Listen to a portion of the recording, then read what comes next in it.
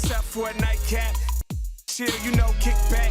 Welcome to the Nightcap. It's your girl, Carolina Sanchez. And listen, June is Men's Mental Health Month, and this weekend is Father's Day. And yesterday we had the pleasure of having 3 men on to discuss men's mental health, and they got vulnerable here, talking about the things that they wish they had been taught growing up, and we're continuing the conversation tonight. I've got Peter Burnett back in the building, author of Conversations I Wish I Had, The Untold Stories of Men. We've got Chill Will in the building, and next to you we've got Justin Williams. Welcome back, fellas. We're gonna continue talking. Yeah, so I have 3 sons as well, and my daughter's my oldest. And I realized that my sons, they needed me emotionally present, right? Because I realized the effect that my dad's lack of emotional presence, my mom's lack of presence, period, it affected me in a lot of ways that caused a lot of the trauma in my life that happened. A lot of the mistakes I made, a lot of the people that I hurt, right, came from the fact that I never had, somebody be emotionally present in my youth. And so with my children, I make sure I'm emotionally present, right? I hug my boys in the morning when they wake up. We pray and hug before they go to bed at night. I tell all of my children, like, hey, I want whatever's going on, you come to me, right? I'm not gonna judge you, I just wanna hear it so I can help you, right? I want me to be your safe space. And that's what every human being needs, right? A safe space, a safe place. And what I advise, because similar to him, like, I had a background in counseling in college, and I just do it naturally. Like, I just talk to people, and I make the joke of, because I've been single since my divorce, 10 years. And I say that, I lead others to a treasure I cannot possess, right? But what I've learned is we all have spaces in our life. And I challenge you to identify those people, right? Because we all have good people in our lives. Be it, family members, friends, homegirls you've known forever and a day, people are really good people, right? Go to them and communicate with them. Like, hey, I'm going through some really heavy stuff right now. You have time to just hear me out, right? And it sets the table to just have that open conversation. And that's one thing we never do, is we never set the table for open conversation, right? Even with our spouses, just set the table. Like, hey, sweetheart, I have a coworker of mine, one of my managers, and he was like, man, our job is very intense, right? We talk all day long, we close deals all day long, right? So when we get home, sometimes we don't want to talk, because I've been talking all day, right? And he said, my wife gets so mad at me because I'll come home and I'll just go outside and smoke a cigar, and sip some alcohol, right? Sip some whiskey. And I was like, hey, Chris, did you ever tell her what's going on? Like, I was like, hey, tell her, like, hey, sweetheart, I really want to hear everything going on with your day, because she was stay-at-home mom. Like, I want to hear everything that's going on with your day. I care about you. At the same time, I've had a really long, hard day at work. I've been talking a lot of stress. Give me like an hour outside to decompress. I'll come back inside. I'm all yours, right? It's just, and he was like, never thought about that. And he's like, he went and tried. It's like, it worked. I'm like, yes, because we all want to be heard, right? And we all have this desire to communicate, but it's the miscommunication or lack of communication that causes every relationship to fall apart or to find its way into something beautiful, right? And so I challenge everybody, first and foremost, like, look at the people in your life, identify those safe spaces, and then set the table for those conversations. All right, we got more to discuss with these fellas, so you stay right there. We'll be right back.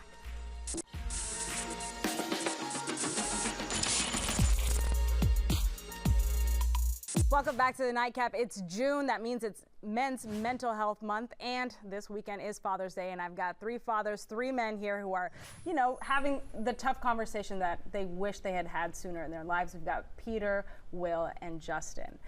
Let's say you're going through it, and you identify someone who you think is going to be a safe space. You get vulnerable, and you find out that person is not a safe space. How likely are you going to try to identify a second safe space?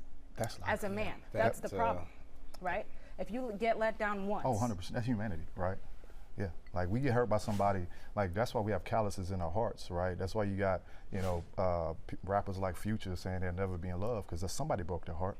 I got a best friend who had his heart broken in college, right? He's 42 years old now, has not shared his heart with a woman since then, right?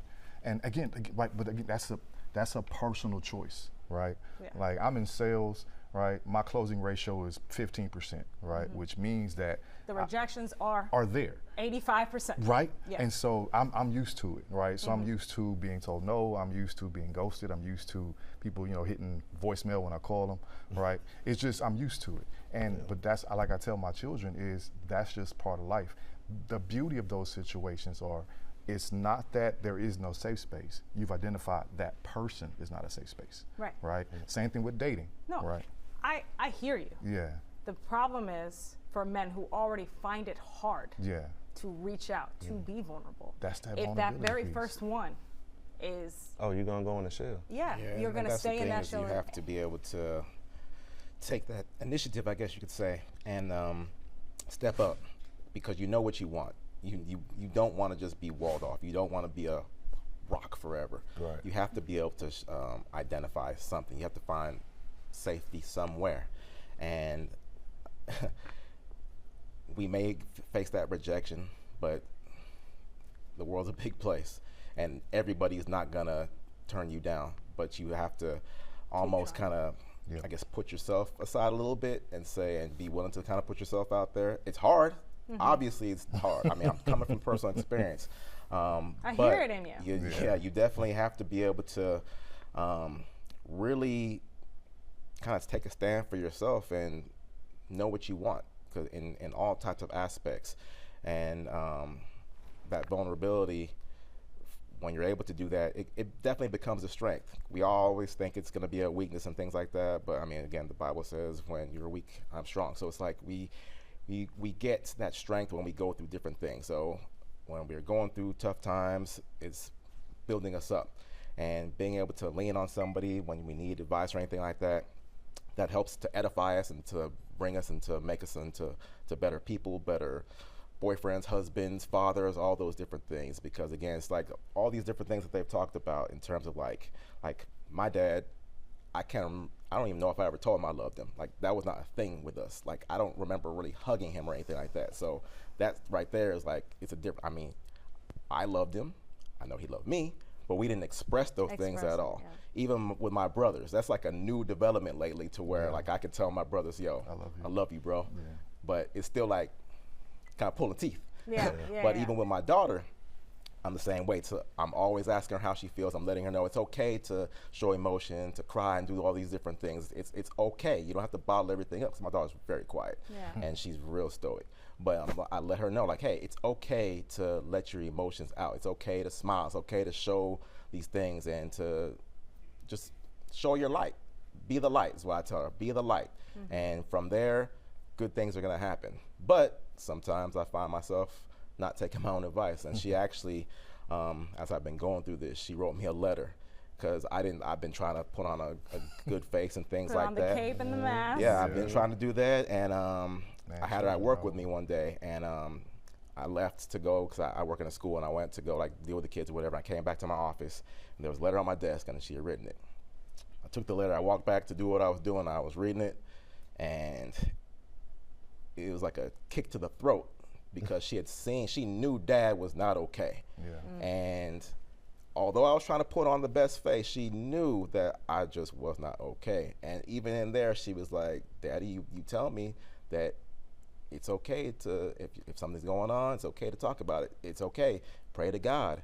God knows what you're going through. He already knows, but it's okay to talk to him. And again, it's like emotional right now, but it's like, even she's pouring wisdom into me and is a blessing to me. That's a testament to what you've poured into her. Yeah, 100%. That's amazing. 100%. Breaking that generational.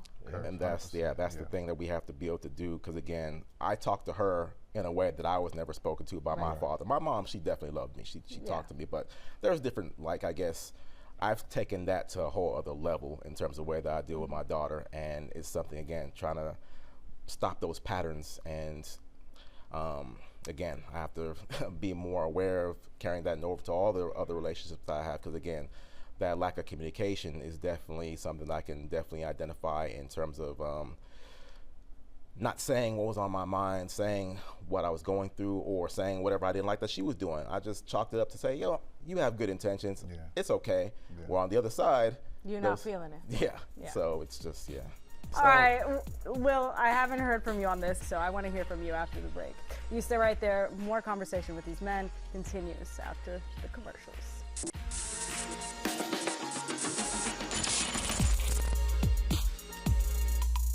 Welcome back to the Nightcap. We're talking about men being vulnerable with their friends and how difficult it is. We've got Peter, Chill, Will, and Justin. And Will, I didn't get a chance to ask you last time because we ran out of time, but you started laughing as soon as I said, why haven't y'all opened up to your friends that you discuss sports with, that you discuss the weather and women with? Where's that chuckle coming from? I mean, like he said earlier, you know, sometimes people use what you tell them for evil. And sometimes people don't want to open up to you. So you start opening up to them and then they use it against you, or they just hold it and they have no information for you and no help. It's just like, I just talked and I don't even feel better. And then when it comes to the women sometimes, a lot of us didn't really talk to our moms enough. You know what I mean? To know how to actually speak to a woman to get her to talk back. You know what I mean? Yeah. Like, I can bring him a problem. Well, just a quick go back. I met Peter because I was cutting hair and I used to cut his hair. So counseling is pretty much what we did. You know, I'll bounce back and forth. You know, I'm going through this, Peter. I'm going through this, you know. But we kept it real surface level. We never got real deep. It's only probably one or two people that a man is gonna get really, really deep in conversation with. And a lot of times it's not a woman. They don't even have one or two. Yeah. And especially when, like I said, my sister actually used to be the person I would talk to the most, but I got too old. You know what I mean? No, I don't know what you mean. I'm not the little brother anymore. So it's, when you talk to me, you're not giving me anything good, and you're a woman. I need man help. Okay, so let's talk about man help. What advice do y'all have for other men and their friends who are either male or female, their partners, on how to approach male vulnerability, men's mental health? Like, what should we be doing as a society to help? Well, what I've done is I have 3 boys. Okay. I've always let them know it's okay to talk. It's okay to cry. It's okay. You know why? Because you're human. You're a human being. It's okay. It's okay to feel something. It's okay. But you have to work through it. You have to understand it. So that was my first step, which actually ended up helping me. It helped me talking to them because I was really looking like, I'm helping you to become a man, but at the same time, it's helping me become a better man and going from a dad to a father. So that's where I began with it. And then my group of friends, like, we actually now, this past year, like, if we know you're going through something, we're all calling. Wow. We're calling. We're gonna call a meeting. Hey, we're going to Will's house. We're going to Lauren's house. We're going to Bobby's house. We're going wherever. My brother's house. We're all finna meet up. Like, we gonna get him right. Like, we've been doing that for the past year with each other. So, like, that's a beautiful thing. Yeah, just a quick story. My wife had surgery, and I didn't know what to do. I'm a fixer. So the whole time going through it, I didn't know what to do. I'm just sitting here like, what do I do? What do I do? What do I do? What can I do? I can't do anything. But sooner it was over, she was home, I was taking care of her, and one of my good friends, he called me, he was like, are you okay? And I was like, no. And he was like, I know you're not. I can hear it in your voice. And I was like, I just want to cry. And he was like, cry, let it out. Let it out. And I was coming out of my neighborhood and I just stopped at the stop sign. People were blowing at me and everything. I just grabbed the steering wheel and just let out a scream, and I literally bawled crying. And then I called him back and I was like, I feel so much better. Yeah. And he was like, you needed that. And then he told me, he's like, wherever you're going, come to my house. So I went to his house and just let it out. And it sometimes really, you just need to let it out. And that's what we gotta do. We gotta make that okay. You know, and me cutting hair for so long, I was a counselor. Yeah. You know what I mean? So I would take on everybody's stuff. Yeah. So But nobody was taking on yours? right. So I learned to start letting it out more. So I started writing. Start writing things down. I mean, just whatever, just whatever I'm thinking. I just kind of write it out or whatever, and just kind of process it. And it's really helped me a lot to be able to open up to people. That's awesome. Well, cheers to y'all. I hope you have a wonderful Father's Day. You guys are doing a great job. Oh, y'all need a refill. All right. More of the Nightcap after the break. Hey, it's your girl, Carolina Sanchez, and the Nightcap is the late night show where no topic is off limits. Join me as we dive into the wild world of relationships, sex, and everything in between. From hilarious dating disasters to steamy secrets, you know we've got it all. We've got celebrity guests, expert advice, and a cocktail in hand. The Nightcap is your guilty pleasure. So grab your drink and tune in because the best stories start after dark. The Nightcap. New episodes weeknights at 11 or stream anytime on Fox Soul.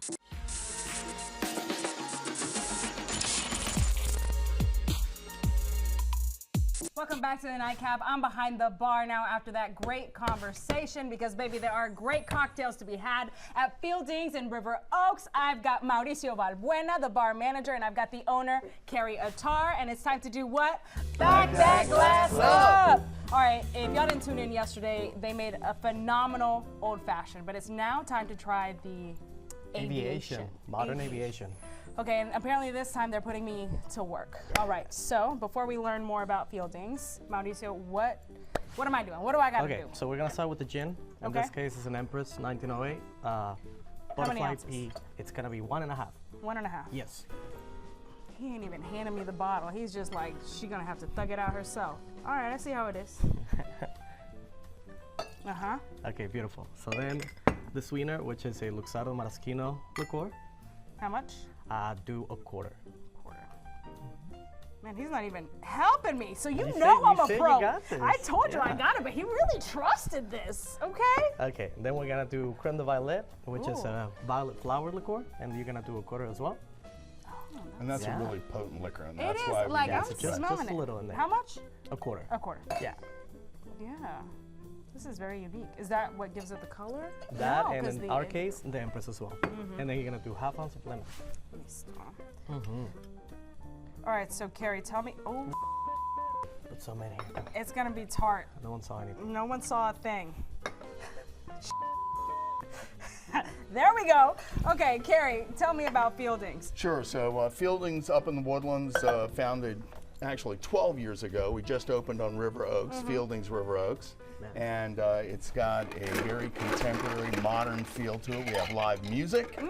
We have a wood-fired grill. We've got an amazing rocking bar led by Mauricio. Oh, baby. And incredible wine list. We'd love you to come on down and join us. Oh, shake that up. I love that. That's the one thing I could do and do well. My hands are starting to get really cold, so I know it's working. What's the camera on? Y'all need to see this hard work. You look at everything but the hard work. Oh my God, my hands are really cold. Gotcha. This is the hard part for me though.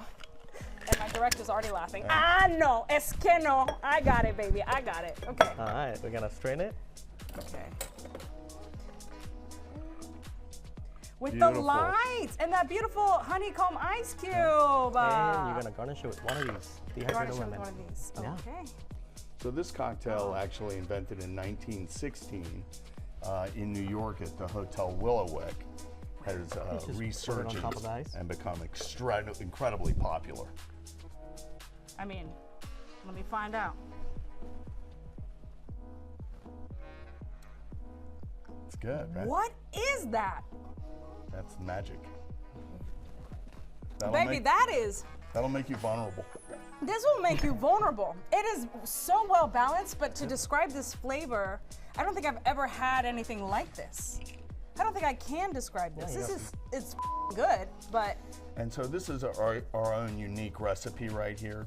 And so it tastes different than a classic aviation cocktail, and it's one of our most successful inventions. absolutely, it's beautiful, it's refreshing, perfect for a hot Houston weekend. And it's Father's Day weekend, so why don't you spend it with Mauricio and Carrie at Fieldings. All right, to all my fathers, get vulnerable, baby. Start calling up those friends, find out where your safe space is, and those who have male friends that are struggling, reach out to them. Make yourself a safe space.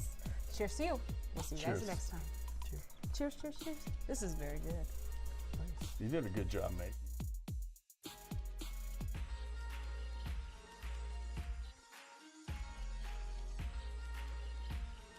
Missed out on the nightcap? Well, head on over to our YouTube page and catch up with Carolina. You can watch full episodes anytime you want. And don't forget to share it with your friends, because we got to keep the conversation flowing. If you're confident in yourself, who can stop you? Ding dong, titties. We're not looking to hurt the sisters, Gotcha. but you know, we can get men pretty big. Why, do I look disgusting? No! Also, fellas, the toy is not your enemy, it's your teammate. Tag it in. Join us weeknights on Fox 26 at 11:30 and anytime on Fox Soul.